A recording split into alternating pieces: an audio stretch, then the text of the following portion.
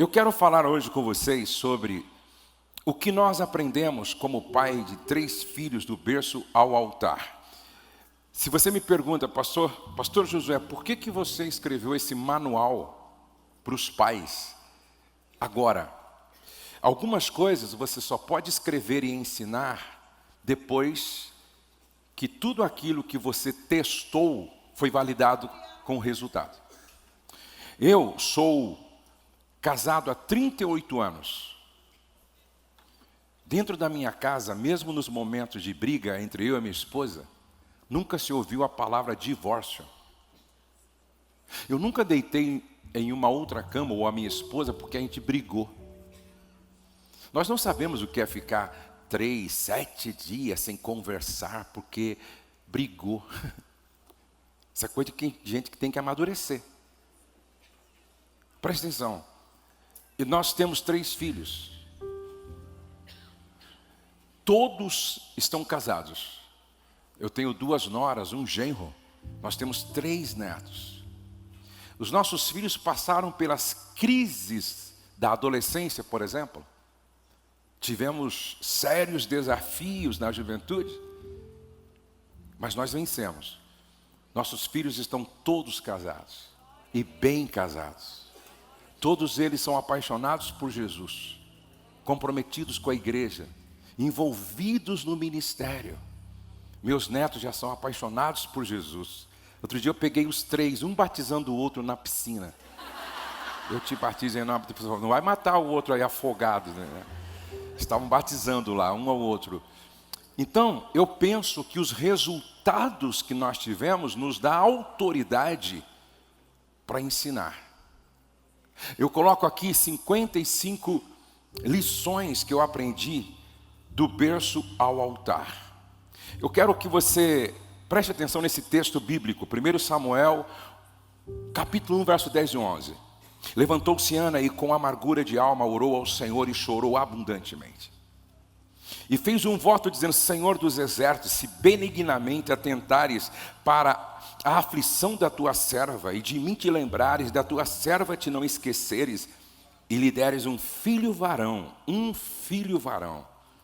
ao Senhor o darei. Se o Senhor me der um filho varão, ao Senhor o darei. Por todos os dias da sua vida, e sobre a sua cabeça não passará navalha. Pode deixar um pouquinho parada essa telinha, tá? É mais fácil devolver seus filhos ao Senhor quando você entende desde o início que não pode guardá-los, pois eles não pertencem a você. Ana fez uma aliança com Deus para entregar seu filho antes mesmo de ser mãe. No entanto, é possível, por meio da fé, entregar os filhos a Deus anos mais tarde. Você é administradora escolhida por Ele para cuidar dos filhos que Ele lhe deu. A maior tragédia é que muitas mães criam filhos ressentidos que tornam adultos sufocados e irados, porque foram feitos para sentir culpa por terem crescido. Um dos maiores desafios desse ajuste é saber redefinir os limites. Durante essa época, os filhos precisam aprender a ser independentes sem ser desrespeitosos. Os jovens cometem erros na fase de transição quando passam das bonecas aos salões de beleza, dos carrinhos aos campos de futebol. Mas nós também não cometemos deslizes para chegar ao nosso destino? Os filhos não podem existir como extensão dos pais.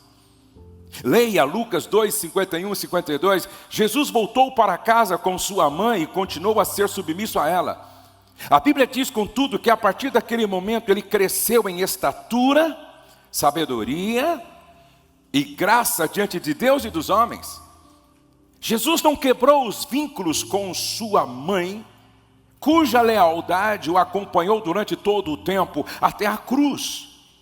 Embora as funções de ambos tivessem mudado, ele tivesse se tornado cada vez mais independente, seu amor e carinho pela mãe continuaram até aos 33 anos, até mesmo nos momentos finais de sua vida, ela ainda era sua mãe. Preserve o que você tem com seus filhos, permitindo que o relacionamento se transforme. A lagarta alimentada no casulo de seu ensinamento tornou-se uma borboleta. Ela nunca mais rastejará, nunca mais precisará do que precisou um dia, mas em cada movimento de suas asas encantadoras haverá um tributo ao casulo que possibilitou a graça da transformação. Sua autoridade mudará, as funções de trocar fraldas, tomar decisões e disciplinar mudarão. Você passará a ser confidente, incentivadora e vitoriosa. Não há desrespeito nisso, há desenvolvimento. Se você respeitar o filho de ontem e reconhecer que ele se tornou adulto de hoje, ele sempre a amará por sua imensa contribuição para essa independência. Por isso, eu e a minha esposa hoje vivemos esta realidade de ter filhos crescidos, adultos, e que voaram como uma borboleta. Mas sem dúvida alguma eles levam a marca de tudo aquilo que eles receberam na nossa vivência até o momento da emancipação. Próxima telinha. Cada filho é único, e eu gostaria que você, tendo isso que eu falei na introdução em mente, guardasse. Nós aprendemos, eu e a Rose, que cada filho é único, nós temos 3. Preste atenção, cada filho traz consigo uma combinação de características, habilidades e sensibilidades. São diferentes na personalidade, no temperamento, na vocação. Personalidade, temperamento e vocação. Roberto Chiniachik diz algo muito interessante. Tem filho que nasce para voar, tem filho que nasce para nadar, tem filho que nasce para correr. Cada um tem uma vocação, cada um tem um temperamento. Tem filho super, hiper extrovertido, tem filho apenas extrovertido, tem filho super introvertido, tem filho introvertido, tem filho melancólico, tem filho fleumático, tem filho colérico, tem filho sanguíneo, tem filho com vocação para ser engenheiro, filho com vocação para ser médico, filho com vocação para ser advogado, filho com vocação para ser biólogo, filho com vocação para empreender. E não há nada de errado. Aonde é que muitas mulheres erraram? Você já ouviu isso? Criei todos do mesmo jeito, mas esse deu errado. Não, você errou. Porque se cada filho é único, o processo de educação para cada um é único. Eu não posso esperar do sanguíneo a mesma resposta que eu espero do colérico. Eu não posso esperar do fleumático a mesma resposta que eu espero do melancólico. Porque o sanguíneo ele é hiper extrovertido, mas o melancólico ele é hiper introvertido, reflexivo, dado à música, à arte, enquanto o outro não. Se a gente não entende que cada filho é único, aí a gente começa a cometer alguns erros. E quando os pais não compreendem que cada filho é único, primeiro, vive comparando os filhos, e nada é mais prejudicial do que a comparação. Falta de reconhecimento que impede o seu crescimento, o seu desenvolvimento, limita o potencial deles, dificulta a autoexpressão, afeta a autoconfiança, provoca desequilíbrio nos relacionamentos fraternos. É decisivo, imprescindível, fundamental que você reconheça que cada filho é único. Eu olho para a Letícia, para o Douglas, para o Pedro, como são diferentes, como respondem de forma diferente, como reagem de forma diferente, Como eu me lembro que o Pedro trabalhava comigo no escritório, e eu percebia que ele, pela manhã, não produzia quase nada, mas produzia mais à tarde e mais ainda à noite. Porque desde bebê, o Pedro sempre dormiu de dia e ficou acordado à noite. Então você precisa entender, a resposta é diferente. Cada filho é único. Segunda lição que nós aprendemos: filho não vem pronto, se constrói. Filho não vem pronto, se constrói. Preste atenção, você já viu algum bebê que nasceu fumando maconha? Cheirando cocaína? Jogando pedra na casa do vizinho? Filho não vem pronto. Se você está escrevendo, escreva aí. Cada filho é o resultado do trabalho que os pais estão fazendo ou fizeram. Você é o resultado do trabalho que seus pais fizeram. Eu sou o resultado do trabalho que os meus pais fizeram. Preste atenção nisso. Nós deveríamos fazer uma outra pergunta. Já está aí, Rose? Nós deveríamos fazer uma outra pergunta. Não é para... Tem mãe assim, ó. Ela olha para a menina dando trabalho e diz: para quem essa menina puxou? Olha para o menino dando trabalho e diz assim: para quem que esse menino puxou? Essa não é a pergunta. A pergunta é: aonde eu errei? Ao ponto de não ser uma mãe suficiente para ensinar esta menina a ser como Deus quer que ela seja. Onde é que eu falhei que esse menino é totalmente o avesso daquilo que deveria ser? Filho não vem pronto. Filho se constrói. A terceira lição que eu e a Rose nós aprendemos é que filho não se perde na rua, mas em casa. Eu quero ler um texto com vocês, Deuteronômio. Esse texto não está aí na tela. Deuteronômio, capítulo de número 6. Abra aí a sua Bíblia em Deuteronômio, capítulo de número 6. Palavra do Senhor diz assim, ó, no verso de número 6 e 7. Que todas estas palavras que hoje lhe ordeno estejam em seu coração, ensine-as com persistência a seus filhos, converse sobre elas quando estiver sentado em casa. Diga: sentado em casa. Filho não se perde na rua. Filho se perde aonde? Em casa.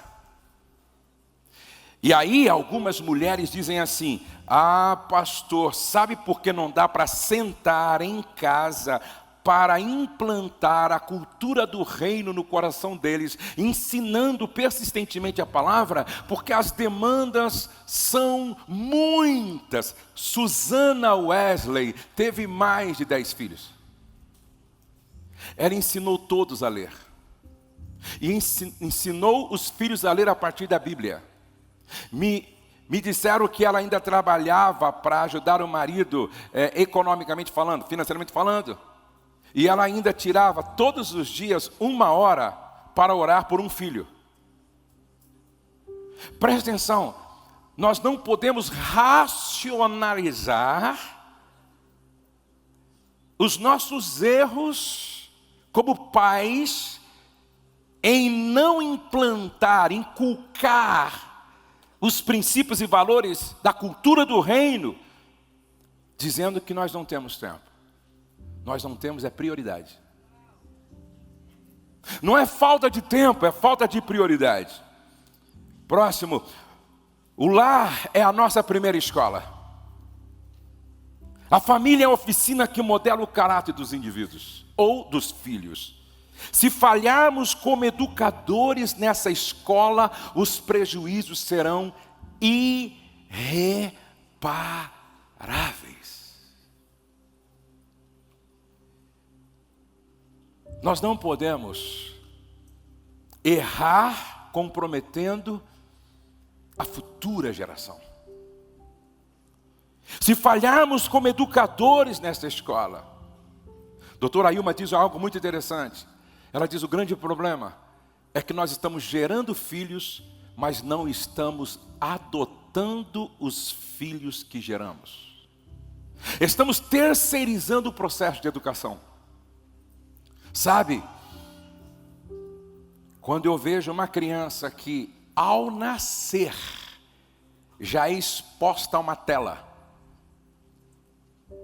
e aí ela cresce sendo orientada, discipulada, ensinada a partir que aparece na tela. São filhos órfãos com os pais vivos dentro de casa. São filhos órfãos. Por que aumenta de forma assustadora o número de homossexuais? Porque homossexualidade e orfandade andam de mãos dadas. Homossexualidade e orfandade andam de mãos dadas.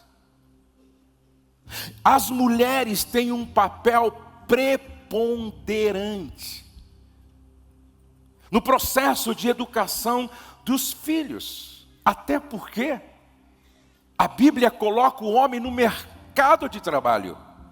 Não que a Bíblia isenta o homem da responsabilidade compartilhada, mas a Bíblia diz: e sua mulher, no interior da sua casa, seus filhos, à roda da tua mesa.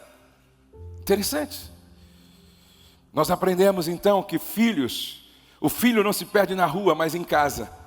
Quando eu vejo alguém dizendo assim: perdi meu filho na faculdade, perdi meu filho na academia, perdi meu filho naquela viagem. Antes você perdeu em casa.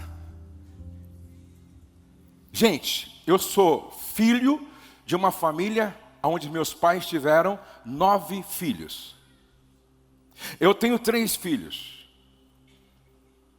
Eu tenho dito algo e vou repetir. Quando os pais fazem a lição de casa direitinho, a probabilidade de um filho dar errado é muito pequena.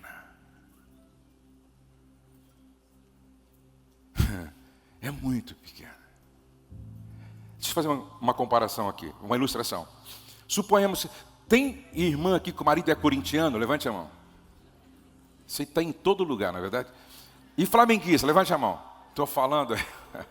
E palmeirense, levante a mão. Também tem em todo lugar, não é? E São Paulino, levante a mão. Todos esses são crentes de verdade.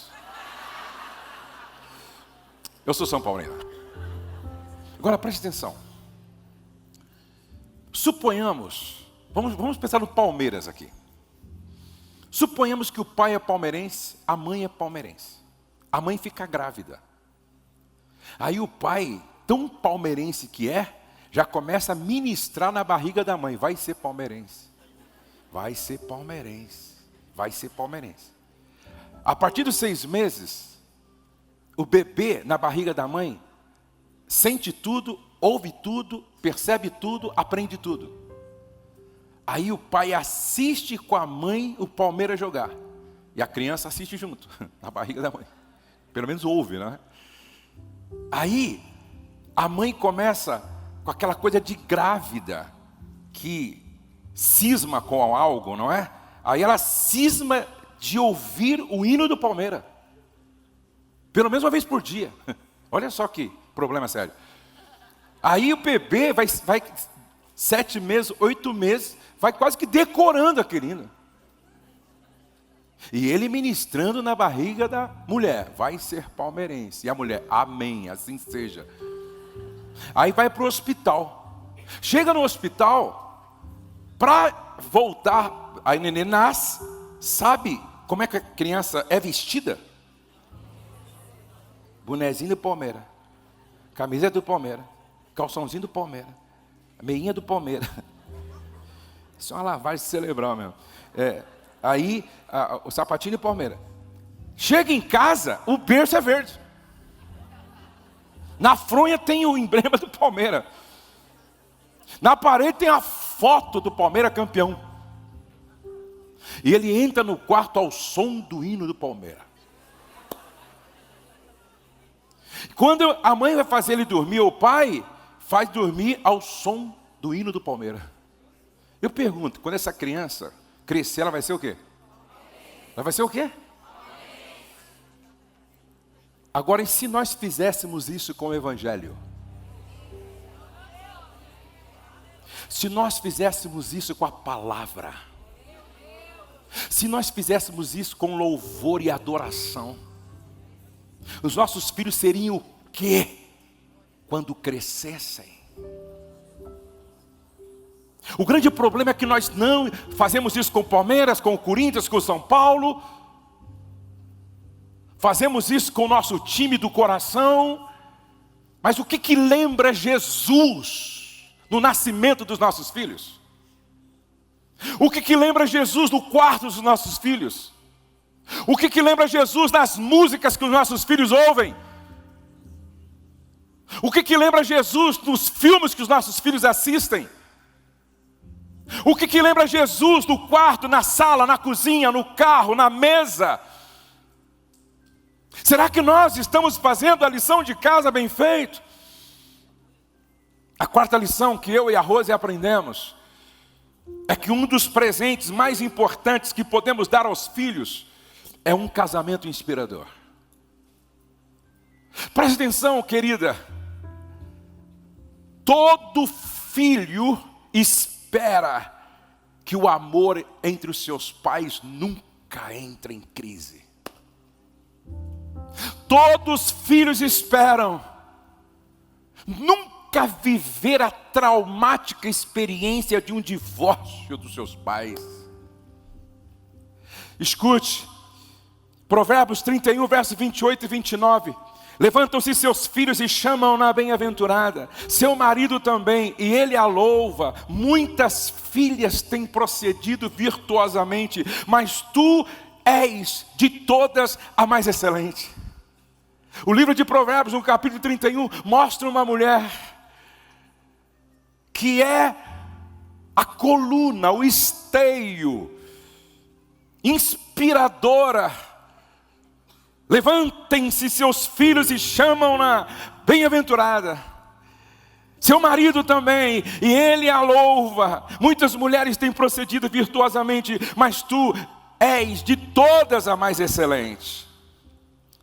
O amor entre os pais é uma base sólida sobre a qual a família se constrói. O amor entre os pais é uma base sólida sobre a qual a família se constrói. Quando os filhos testemunham o amor e a conexão entre seus pais, eles aprendem sobre relacionamentos saudáveis e sobre o valor do respeito, da comunicação e do comprometimento. Eles se sentem seguros em um ambiente onde o amor é evidente e constante. Ao amar a mãe dos meus filhos, a Rosemary, moldei para eles o que é um relacionamento amoroso e comprometido. Quando os pais se amam, mesmo diante dos desafios e dificuldades da vida, eles criam um ambiente familiar repleto de harmonia e equilíbrio. Os filhos se sentem seguros em saber que os seus pais estão juntos, enfrentando os obstáculos da vida lado a lado. Essa segurança emocional é fundamental para o desenvolvimento saudável dos filhos. Deixa eu fazer uma pergunta para vocês. De 1 a 10, que nota seus filhos dariam para o seu casamento? Ouvi falar de uma casa de crente, que estava escrito assim no muro: propriedade de Jesus. Mas o vizinho ouvia tantas brigas, tantos berros, tantos palavrões, percebia tanta confusão naquela casa, que um dia o vizinho passou, quando ele leu propriedade de Jesus, ele disse: mas certamente está alugado para o diabo.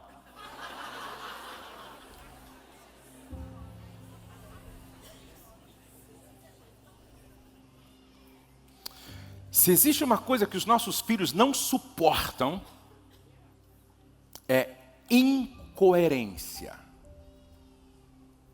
É viver numa casa onde os pais na igreja parecem anjos e em casa demônios.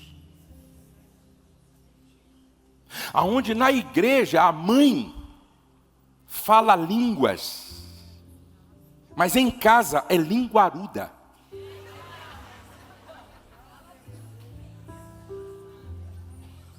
Na igreja é um reteté. Parece ser piedosa e cheia do Espírito Santo. Mas quando chega em casa, que ela tira a edumentária, aquela capa de verniz religioso, é uma mulher rixosa, murmuradora, fala mal de todo mundo, insatisfeita, cronicamente doente nas suas emoções. Aí os filhos olham e dizem: essa igreja eu não quero, esse Deus eu não quero, esse cristianismo eu não quero. O seu casamento inspira seus filhos? Será que os nossos filhos olham para nós e dizem assim: quero ter um casamento assim? Pode passar. Quero ter um casamento assim. Quero ser, a menina diz: eu quero ser uma esposa assim. O rapaz diz: eu quero ser um marido assim. Como esposa, você inspira a sua filha? Me lembro de uma menina que sumiu. E o casal estava desesperado. Veio falar com a gente, os dois vieram falar com a gente. Eu estava ministrando na igreja. E aí: pastor, ora por nós, minha filha desapareceu, arrumou a mala e sumiu e tal. No outro dia o marido falou comigo que antes de a filha ir embora, deixou uma carta para a mãe. E a carta dizia assim: mãe, eu estou indo embora porque você é uma mulher intragável, insuportável, indesejável, rixosa, fofoqueira, briguenta.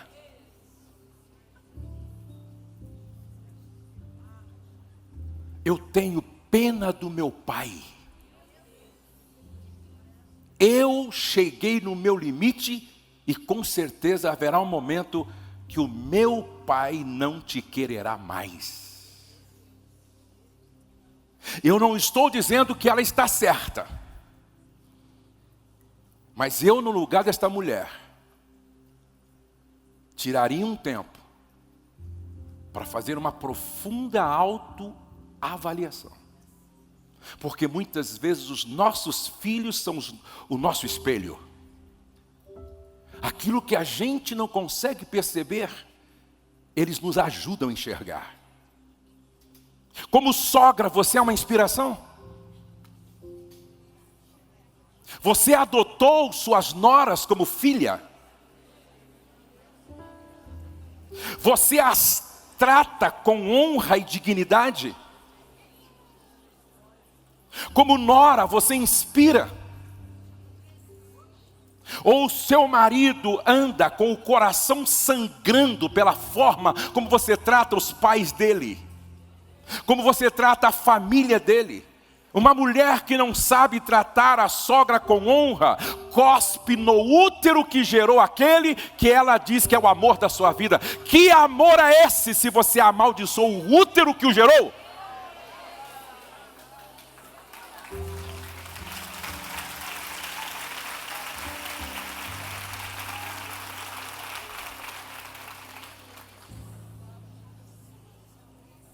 Faz essa oração comigo. Senhor, me ajuda a ser uma esposa melhor, uma sogra melhor, uma nora melhor.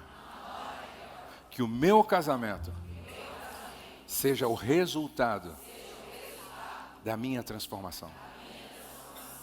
Quem veio porque quer voltar para casa um pouco melhor? Quem aqui alguma vez fez uma lista das 10 qualidades do marido e romanticamente leu para ele no quarto? Levante a mão, quem já fez? Meia dúzia aí. Você não sabe o que você está perdendo, irmã. Ô, irmã, você precisa fazer coisas que façam o seu marido sair de casa e passar o dia pensando em você. Lição para casa. Você vai... Não é possível que seu marido não tenha 10 qualidades. Talvez você nunca enxergou porque você só foca nos defeitos deles. Teve um cara que achou qualidade no diabo, pô. Esse irmão via qualidade em todos. Em todos. Chove, ele diz, glória a Deus. A lavoura agradece. Faz frio, equilíbrio ecológico. Acabou a comida, Deus quer que a gente jejua. Furou o pneu, Deus quer que eu evangelize o borracheiro. Ele via o lado positivo de tudo. Um dia alguém perguntou, ele era bem simples. Ô irmão, e o capeta? Ele coçou a cabeça, falou assim, ô rapazinho trabalhador. Ele achou que... Tem pai que ama, tem pai que esquece do amor, tem pai que adota, tem pai que abandona, tem pai que não sabe que é pai, tem pai que não sabe do pai. Tem pai que dá amor, tem pai que dá presentes, tem pai por amor, tem pai por acaso, tem pai que se preocupa com os problemas do filho, tem pai que não sabe dos problemas do filho, tem pai que ensina, tem pai que não tem tempo, tem pai que sofre com o sofrimento do filho, tem pai que deixa o filho esquecido, tem pai que encaminha o filho, tem pai que o deixa no caminho, tem pai que assume, tem pai que rejeita, tem pai que acaricia, tem pai que não sabe onde está o filho que precisa de carinho, tem pai que afaga, tem pai que só pensa em negócios, tem pai de todo jeito. E nós, que tipo de pai somos?